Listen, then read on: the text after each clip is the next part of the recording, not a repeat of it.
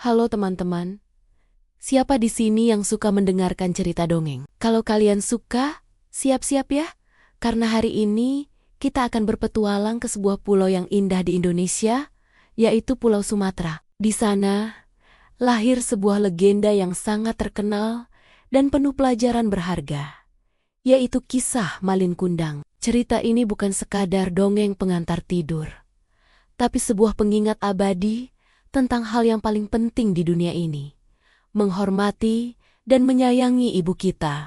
Dahulu kala, di sebuah desa nelayan yang damai di pesisir pantai Sumatera Barat, hiduplah seorang anak laki-laki bernama Malin Kundang. Ia tinggal hanya berdua dengan ibunya yang sangat ia sayangi. Ayahnya telah lama meninggal dunia. Malin tumbuh menjadi anak yang rajin, cekatan, dan sangat pintar mencari ikan di laut. Meskipun hidup mereka sangat sederhana, bahkan bisa dibilang kekurangan, kasih sayang ibunya tak pernah kurang sedikit pun. Sang ibu selalu memastikan Malin mendapatkan yang terbaik, terutama makanan kesukaannya, yaitu ikan hasil tangkapannya sendiri yang digoreng dengan penuh cinta. Suatu hari, setelah berhasil menangkap seekor ikan yang luar biasa besar, Malin termenung di tepi pantai. Pikiran besar mulai berputar di kepalanya. Ia menghampiri ibunya dan berkata dengan sungguh-sungguh, "Ibu, penghasilan kita sebagai nelayan rasanya tidak akan pernah cukup. Aku ingin kita hidup lebih baik. Aku ingin membuat ibu bahagia dan kaya raya." Ibunya hanya tersenyum mendengar impian besar anaknya itu. Seakan doanya terjawab. Tak lama kemudian, sebuah kapal dagang yang sangat besar berlabuh di desa mereka. Seorang nahkoda kapal yang bijaksana, bernama Pak Bahri, melihat potensi pada diri Malin yang masih muda dan bersemangat. Pak Bahri menawarinya sebuah kesempatan emas yang mungkin hanya datang sekali seumur hidup. Ikut berlayar bersamanya untuk merantau ke negeri seberang, mencari peruntungan dan pengalaman baru. Tentu saja, hati Malin langsung berdebar kencang. Inilah jalan yang ia cari. Dengan mata berkaca-kaca, ia memohon izin kepada ibunya. "Ibu, izinkan aku pergi merantau. Aku janji, Bu, aku akan bekerja sekeras mungkin. Aku akan menjadi orang kaya. Dan aku pasti akan kembali ke sini dengan membawa banyak harta untuk ibu. Aku janji, kita tidak akan hidup susah lagi." Hati sang ibu terasa berat sekali. Membayangkan harus berpisah dengan anak laki-laki satu-satunya sungguh menyakitkan. Siapa yang akan menemaninya di usia senja? Namun, melihat tekad kuat di mata Malin demi masa depan yang lebih baik, sang ibu akhirnya merestui kepergiannya. Sambil memeluk erat Malin untuk terakhir kalinya, ibu berpesan, "Pergilah, Nak. Ibu doakan semoga kau berhasil." Tapi ibu hanya punya satu pesan. "Jangan pernah lupakan ibu dan kampung halamanmu ini. Sering-seringlah kirim kabar agar ibu tidak khawatir." Dengan bekal doa dan restu ibunya, Malin pun melambaikan tangan dan berlayar meninggalkan desanya. Di tanah perantauan, Malin benar-benar menepati separuh janjinya. Ia bekerja siang dan malam tanpa kenal lelah. Ia belajar berdagang, ia terus melaut, ia mempelajari segala hal tentang dunia bisnis dari nol. Berkat ketekunan, kecerdasan, dan semangatnya yang membara, Malin Kundang benar-benar berhasil. Ia mengumpulkan pundi-pundi uang, emas, dan harta yang melimpah. Dalam waktu yang relatif singkat, ia berubah dari seorang nelayan miskin menjadi saudagar kaya raya yang disegani. Hidupnya berubah 180 derajat. Penampilannya pun berubah. Malin, yang dulu sederhana, kini menjadi seorang pemuda yang gagah, tampan, dan berwibawa. Kebahagiaan Malin terasa semakin lengkap ketika ia berhasil meminang putri seorang saudagar kaya yang terkenal dengan kecantikannya. Pernikahan mereka dilangsungkan dengan sangat meriah. Kini, Malin Kundang memiliki segalanya yang bisa diimpikan oleh seorang pemuda. Harta yang tak terhitung jumlahnya, puluhan kapal dagang yang megah, dan seorang istri yang cantik jelita. Namun, sayangnya, di tengah kemewahan dan gemerlap harta duniawi itu, Malin mulai berubah. Ia mabuk oleh kekayaan dan status sosialnya yang baru. Pelan-pelan, ia mulai melupakan janjinya yang paling penting kepada sang ibu. Ia lupa mengirim surat. Ia lupa mengirim kabar. Ia lupa pada ibunya yang renta, yang setiap senja duduk di tepi pantai, menatap cakrawala dengan cemas, berharap melihat kapal anaknya pulang. Tahun demi tahun berlalu tanpa kabar sedikit pun dari Malin. Hingga pada suatu hari, setelah bertahan-tahan lamanya, sebuah kapal yang luar biasa besar dan megah berlabuh di pantai desa kelahiran Malin.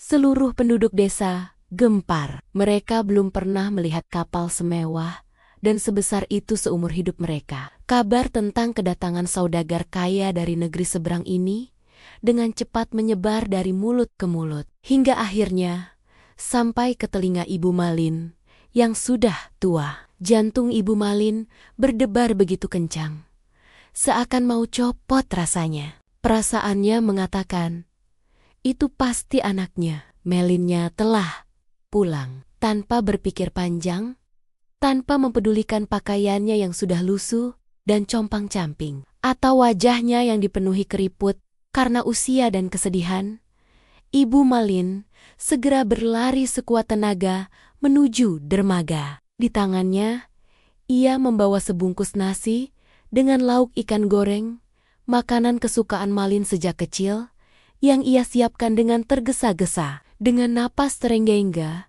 ia menerobos kerumunan warga yang berdesakan ingin melihat si saudagar kaya. Dan benar saja, ketika matanya berhasil menembus keramaian, ia melihat sosok yang sangat ia rindukan. Di atas geladak kapal yang megah itu, berdiri seorang pemuda gagah bersama istrinya yang sangat cantik. Ibu Malin yakin 100%. Itu adalah Malin, anaknya. Air mata kebahagiaan langsung tumpah membasahi pipinya yang keriput. Tanpa ragu, ia berlari dan naik ke kapal, langsung memeluk kaki pemuda itu erat-erat. Malin, anakku, akhirnya kau pulang, nak. Ibu sangat merindukanmu, serunya di sela isak tangisnya. Tapi reaksi Malin sungguh di luar dugaan. Ia terkejut bukan main. Ia menatap jijik pada wanita tua, kurus, dan berpakaian sangat sederhana yang memeluk kakinya. Ia merasa malu luar biasa, apalagi ketika istrinya yang cantik berbisik dengan nada sinis, "Suamiku, siapa wanita tua yang kotor dan bau ini? Kenapa dia mengaku sebagai ibumu?" Rasa malu dan gengsi telah membutakan hati nurani Malin. Sebuah keputusan yang sangat kejam dan durhaka pun ia ambil saat itu juga. Ia mendorong tubuh renta ibunya dengan kasar hingga tersungkur di lantai. Aku tidak punya ibu sepertimu. Aku tidak kenal siapa kau, wanita tua miskin dan kotor," seru Malin dengan suara yang lantang agar semua orang mendengarnya. Ibu Malin terdiam membisu. Hatinya hancur, berkeping-keping. Lebih sakit dari sayatan. Sembilu dengan sisa tenaga, ia mencoba bangkit dan memohon, "Nak, ini ibu. Aku ibumu, Malin. Kenapa kau tidak mengakuiku? Ibu yang mengandungmu, melahirkanmu, dan membesarkanmu dengan susah payah." Tetapi Malin sudah benar-benar menutup mata hatinya. Kesombongan telah menguasai dirinya. Ia malah membentak lebih keras lagi, "Pergi kau dari sini. Jangan pernah ganggu aku dan istriku. Aku tidak pernah punya ibu miskin sepertimu." Setelah berkata demikian, ia menarik tangan istrinya dan dengan angkuh memerintahkan seluruh awak kapalnya untuk segera mengangkat sauh dan berlayar meninggalkan desa itu secepat mungkin. Hati seorang ibu sungguh terluka, tak terkira. Sambil berlinang air mata yang mengalir deras, Ibu Malin menengadahkan kedua tangannya ke langit. Dengan hati yang pilu, ia berdoa kepada Tuhan yang Maha Kuasa.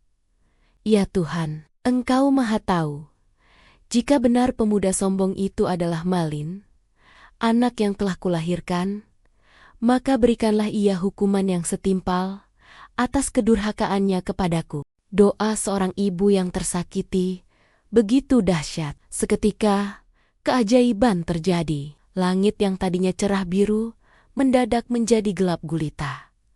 Awan hitam tebal bergulung-gulung, angin mulai bertiup dengan sangat kencang, menciptakan badai yang mengerikan. Petir menyambar-nyambar, dan ombak raksasa setinggi gunung mulai menghantam kapal Malin yang megah. Dalam sekejap, badai dahsyat itu memorek porondakan kapal Malin hingga hancur berkeping-keping. Seluruh harta bendanya tenggelam ke dasar laut. Malin Kundang terombang-ambing sendirian di tengah lautan yang mengamuk. Arus yang ganas menyeretnya kembali ke pantai desa kelahirannya. Di saat-saat terakhir hidupnya, ketika napasnya tinggal satu-satu, bayangan wajah ibunya yang penuh kasih sayang muncul di benaknya. Ia akhirnya menyadari semua kesalahan dan kedurhakaannya. Ia menangis mirongrong, berteriak memohon ampun, "Ibu, maafkan Malin. Bu, ampuni aku." Tapi semuanya sudah terlambat. Langit tidak menjawab, dan ibu tak lagi mendengar. Sebagai hukuman atas kedurhakaannya yang tak termaafkan, tubuh Malin Kundang perlahan-lahan menjadi kaku, mendingin, dan akhirnya berubah menjadi batu dalam posisi bersujud. Ia terkutuk selamanya. Teman-teman, kisah Malin Kundang ini mengajarkan kita sebuah pelajaran yang sangat penting dan tidak akan pernah lekang oleh waktu. Sayangi, cintai, dan hormatilah kedua orang tuamu, terutama ibumu. Jangan pernah sekali-kali menyakiti hati mereka, apalagi berbuat durhaka. Ingatlah selalu, doa dan restu orang tua adalah kunci menuju kebahagiaan dan kesuksesan sejati dalam hidup kita. Terima kasih sudah mendengarkan. Sampai jumpa di kisah-kisah inspiratif selanjutnya ya.